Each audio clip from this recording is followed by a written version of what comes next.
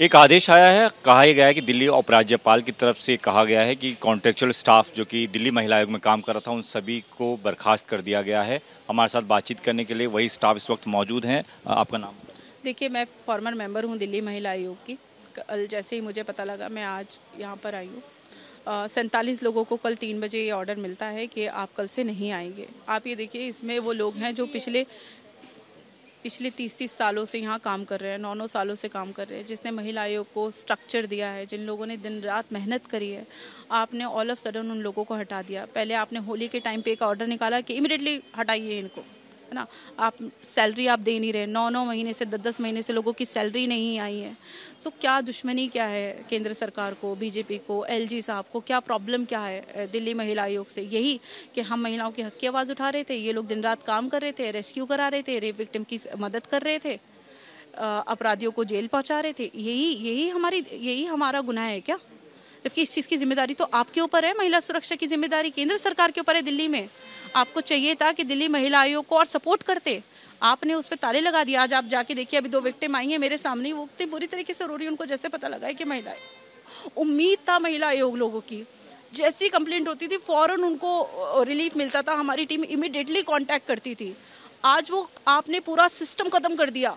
अब कोई महिला कॉल भी करेगी, महिला आयोग के दरवाजे खटखटाती भी रहेगी, बजाती भी रहेगी, कोई मदद नहीं होगी, क्योंकि कोई है ही नहीं सुनने वाला।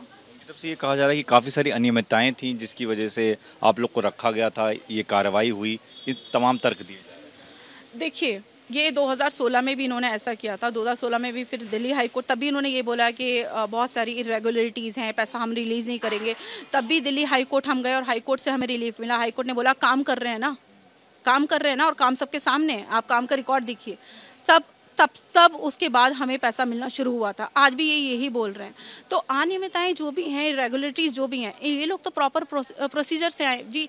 अगर सपोज मैं गई हूँ, आपने कोई वैकेंसी निकाली, आपने मुझे ये प्रोसीजर बताया, मैंने वो प्रोसीजर से अप्लाई कर दिया। मेरा फॉल्ट है कि आपका फॉल्ट है? मुझे तो आप जो प्रोसीजर बोलेंगे मैं वो फॉलो करूँगी ना, ठीक है। उसमें इन लोगों की गलती क्या है? इन लोगों का क्या अपराध है? और ये तो काम कर रहे थे ना। आप इनकी क्वालिफिकेशन चेक कीजिए, क्या ऐसा इनमें कोई ऐसा है कि इनकी ये क्वालिफाइड नहीं है? अंगूठा छाप लोग लगे हुए हैं, अंगूठा छाप लोगों ने यहाँ इतना काम किया है। Each and everyone is qualified, each and everyone. आप सब लोग अब कोर्ट जाने की फिर से तैयारी करें? जी बिल्कुल, हम कोर्ट जाने की तैयारी कर रहे हैं और दिल्ली सरकार भी इसमें हमारी मदद करी है। मैं आपको और एक चीज़ बताना चाहूँगी, कल इस ऑर्डर के बाद जब दिल्ली सरकार ने ये करा कि आवाज़ उठाएंगे, ठीक है, तो एक मैसेज सर्कुलेट होता है इन्हीं के ग्रुप में, सारे स्टाफ के ग्रुप में, कि एक स्टाफ का ही पर्सन, कि अगर आप जाते हो दिल्ली सरकार से कोई मदद मांगते हो, अपनी आवाज़ कहीं भी उठाते हो, तो आपको महिला आयोग में कभी रखा नहीं जाएगा। तो ये क्या राजनीति है? ये क्या धमकी क्या दे रहे हैं आप? और मतलब फिर ये राजनीतिक खेल कर रहे हैं आप कि आपको हटा दिया, अभी ये दिखाएंगे जी दिल्ली सरकार ने हटा दिया, फिर एलजी साहब ने रख लिया, ये दिखाना चाहते हैं ना। पूरा आप षड्यंत्र रच रहे हैं महिलाओं के लिए। मतलब जो लोगों को महिलाओं के लिए जिम्मेदार होना चाहिए, महिलाओं के उत्थान की बात करनी चाहिए, उनके एम्पावरमेंट की, उनकी सिक्योरिटी की बात करनी चाहिए, वो लोग महिलाओं के खिलाफ षड्यंत्र रच रहे हैं। 47 लोगों को अभी हटाया। तो ये दिल्ली महिला आयोग की सदस्य रही हैं और जो ये कह रही हैं, ये तमाम लोग। हाँ बताइए। एक्चुअली मैं आगे गई थी महिला आयोग, मेरे को पहले का पता था, वहाँ से ट्रांसफ़र हो गया तो मैं सेकंड बिल्डिंग में गई। वहाँ पे गई, मैं प्रॉब्लम अपनी लेके बैठी हुई, तो उन्होंने बोला कि कोई भेज रहे हैं, हम लंच कर रहे हैं, हम टी पी रहे हैं, हम ये कर रहे हैं। बट वहाँ पे और मतलब सारे जेंट्स थे और एक लेडीज़ भी आई। मैंने उनसे पूछा, आप आर यू वर्किंग महिला आयोग से? उन्होंने बोला हाँ, बट उन्होंने भी कोई रिस्पॉन्स नहीं दिया। तो हमारे यहाँ क्या है कि गवर्नमेंट सिस्टम है बहुत पैथेटिक है, उनको कोई वो दे आर ये महिला आयोग में काम कर रहे हैं लोग हैं जिनको कल ही एक ऑर्डर आया है जिसमें कहा गया है कि उन सबको बर्खास्त कर दिया गया है। कॉन्ट्रेक्चुअल स्टाफ था।